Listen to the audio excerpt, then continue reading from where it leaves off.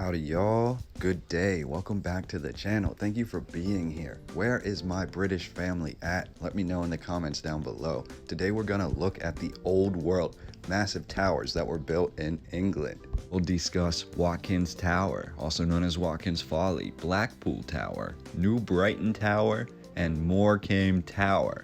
These are all constructed in the late 1800s, and only one of them is still standing to this day. These towers, according to the current narrative, were created to rival the Eiffel Tower in Paris. And many of these towers, when they were completed, they stood as the largest building or largest tower in the British Empire. So today I'm just going to give you a brief overview of these towers, and we're going to look at some of the photographs that I could find of them. Because according to this narrative that we have, only one of these four towers actually survived through the 1950s and still exists today. The other towers either were destroyed during World War I and used for ammunition, or were never completed properly and never saw the light of day. But let's get right into it.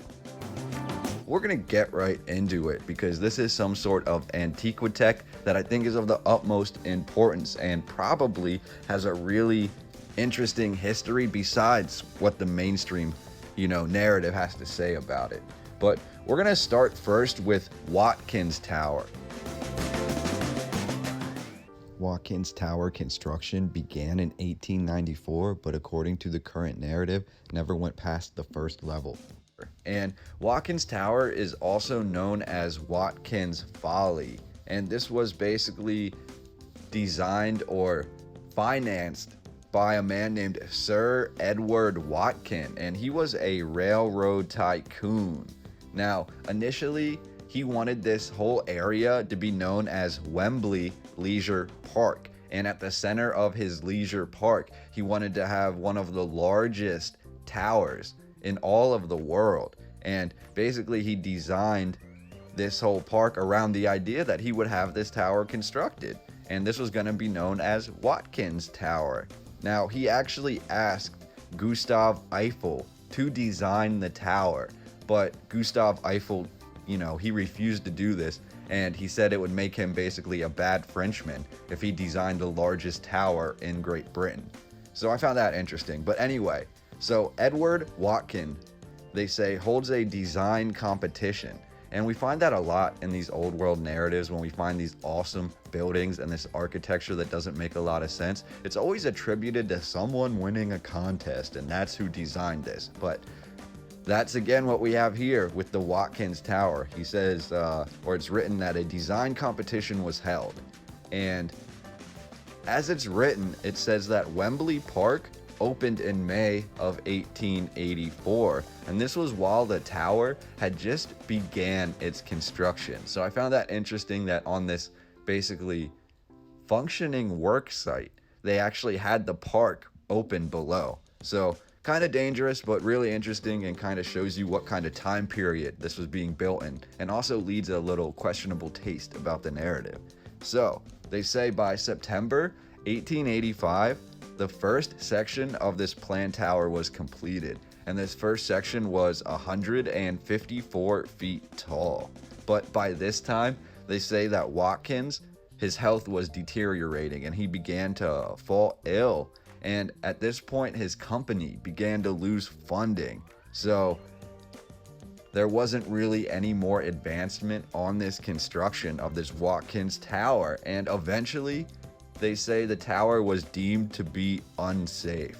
So as the narrative goes, it was demolished by dynamite from 1904 until 1907. And mind you, this is only the first section of the tower that they say ever existed. But it was dynamited at this point and destroyed. And then I guess it was cleared away because they say that Wembley, the park, basically continued to function after they removed this tower. And current day Wembley Stadium, one of the most famous football stadiums in the entire world, was actually built over the foundations of Watkins Tower. Next, I want to talk about the Blackpool Tower, and this is the one tower out of all of these that actually still exists to this day. And the Blackpool Tower was built over an area that belonged to Dr. Cocker. And Dr. Cocker actually had an aquarium in this area from the year 1873. So they say Blackpool Tower opened on May 14th, 1894, and it was 518 feet tall, or it is 518 feet tall. And upon completion, it was the tallest man-made structure in all of the British Empire. Now, this Blackpool Tower complex contains not only the tower, but there's also a tower circus, a tower ballroom, and the tower roof gardens. Now, this date that's given would make this tower 127 years old, and it was designed by the architects from Lancashire known as Maxwell and Tooke. And they designed the tower and laid the foundation stone in 1891. Now, this narrative says that both men died before the tower opened in 1894. So that's really interesting. They say 5 million bricks, 3,500 tons of steel, and 350 tons of cast iron were used in the construction of this Blackpool Tower. And this tower is not freestanding like the Eiffel Tower. It actually has its base hidden beneath this circus building. Now, in this narrative, it says the top of this tower caught fire in 1897. And then it also goes on to say that by the 1920s, whoever was in charge of the tower began to realize that, and this is a quote, the tower was not painted properly. And for some reason, this caused the tower to corrode. And basically, they decided that they were going to demolish this tower before a pushback from the public basically made them change their minds. And instead, they decided to rebuild this tower without tearing it down. So essentially, they were taking out pieces at a time and doing different areas. So the tower that we see today is not the original tower from 1894. Most, if not all, of the tower from 1894 was replaced in the 1920s.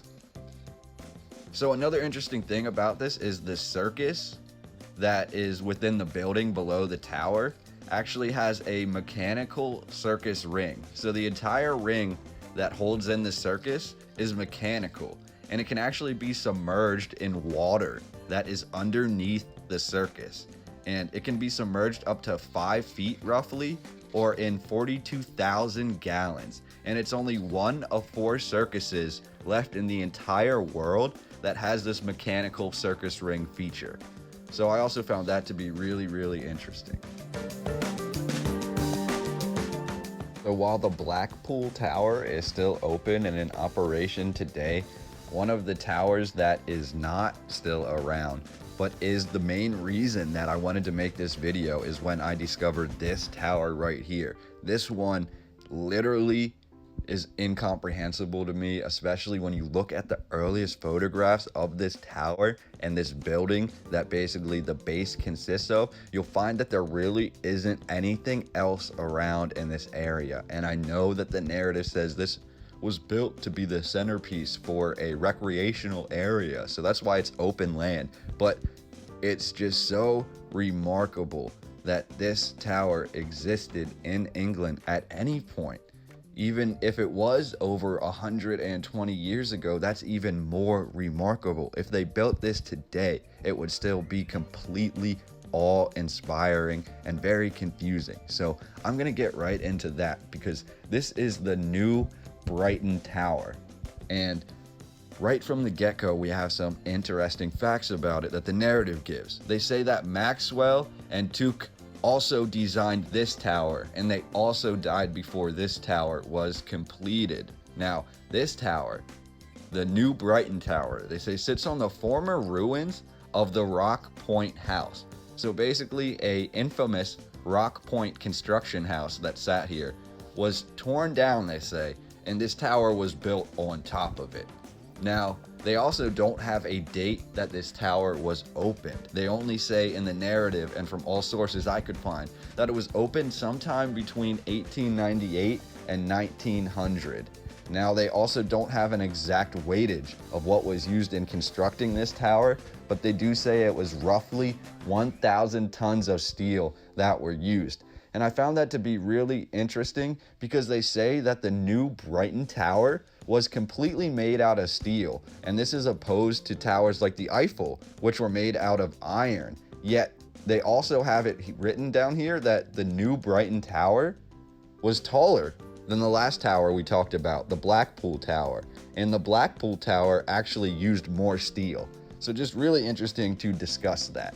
Now, the building was supported by a 4-story base castle, and this castle was red brick, and it was designed by Peter and Sons. Now, like I said before, this new Brighton Tower stood 621 feet tall, which would make it the tallest building in all of England. Now, they have a pretty macabre story when it comes to discussing the construction of this tower. They say at least 6 workmen were known to die in gruesome accidents during the construction of this tower. They also have it written here that one of the finest menageries in all of England was inside the base building of this new Brighton Tower. They say this menagerie consisted of Berberine lions or Nubian lions, which I wanted to mention this part just because I wanted to include these old photographs of these different animals. They say the Berberine lion is actually extinct, and that was really saddening to me. But I wanted to include these photographs because you can see in old companies like MGM, the movie company, this Berberine lion is very important, and the symbolism has lasted all through early Egyptian times, even into current modern times. They also say this menagerie housed Russian wolves, it had a bear pit, and it had one of the largest aviaries in all of England.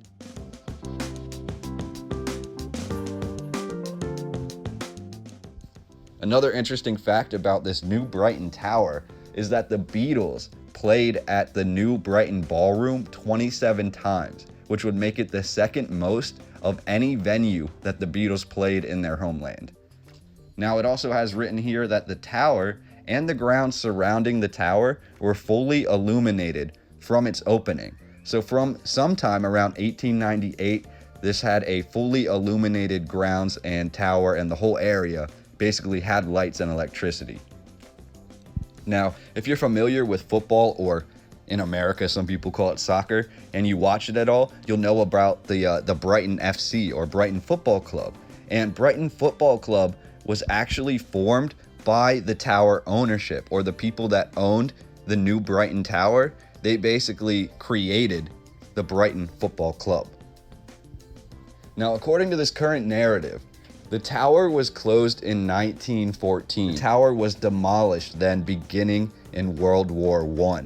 By 1921, only the red brick ballroom of the tower remained, and this would be the ballroom that all the famous bands would play in. It would still have a lot of use, however, the tower was no longer there. And this tower was the tallest building or structure ever demolished in England up until 2016. In April of 1969, this is when the ballroom actually caught fire, and the ballroom, which was the last remaining part of the overall larger structure, was basically entirely destroyed. So an athletic field and a recreational park basically covered up the new Brighton Tower and the ballroom and everything that was once there. So there really is no evidence of this massive, beautiful, incomprehensible tower ever existing in New.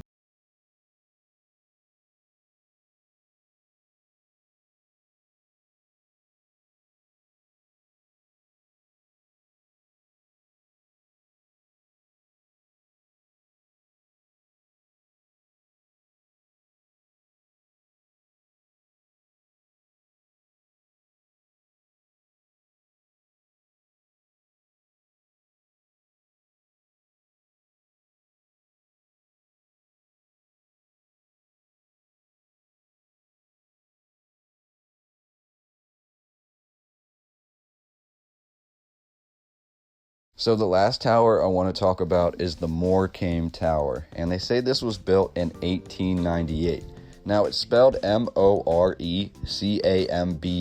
Tower, but the B is silent. So you could pronounce it as Morecambe or the Morecambe Tower. And I found that to be interesting. The surrounding town in England is also called Morecambe, and their historical society is the best place to find info about this tower. Now, while I said there isn't really a lot of history that I could find about this tower, there isn't a Wikipedia page or anything like that, I was able to locate a few articles, and they had the original architectural drawings that were supposed to be for the design of this Morecambe Tower. And as you can see, it was initially planned to look much like the biblical Tower of Babel, where it had this winding path, and they actually call it a road. So it had this winding road that would go around the outside of this tower until it would reach the apex at the very top. And I just found this design to be super interesting and very reminiscent of the old world indeed.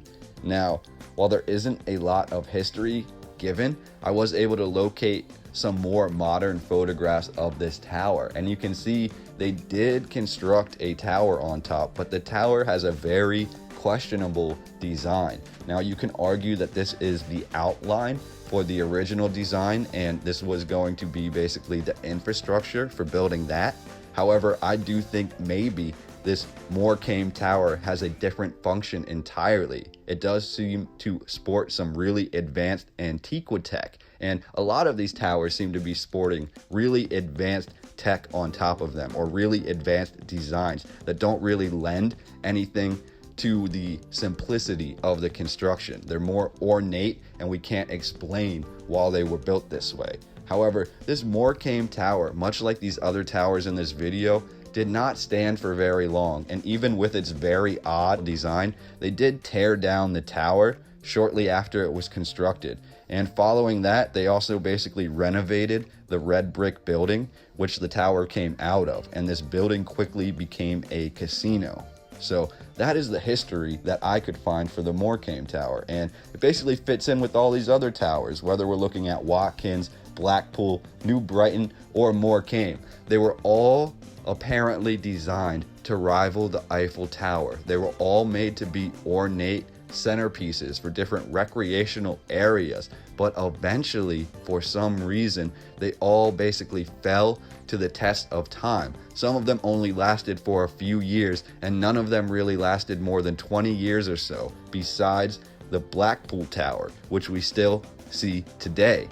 Although, according to the current narrative, even the Blackpool Tower was rebuilt or renovated completely in the 1920s.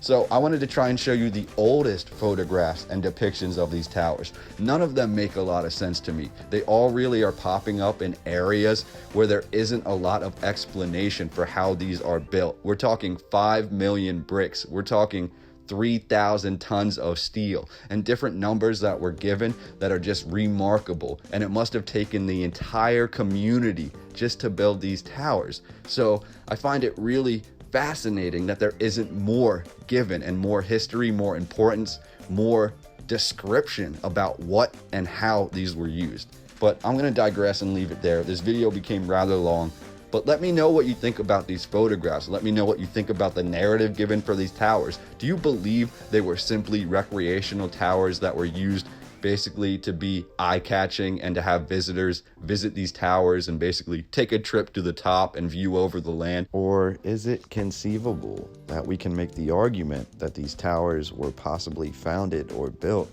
for an entirely different purpose? And I'm just going to end the video there. When I first found these towers, I was really glad that they had some photographs of them, because the explanations really made them seem like they were out of a different world. So to actually put some images to the description is something that I wanted to do for you. And if you're from England, if you're not, let me know if you had heard of these towers before, and let me know what you think about the construction. We find them popping up all over the coastline around England, and towers like this seemingly popping up around this time all around the world. So is this just a sort of flex that we were doing to show that we could do it, and we were able to basically use the new tools that we had invented to build like this? Or could this possibly have a different narrative that we haven't scratched yet? Let me know down below, and I'll see you on the next one.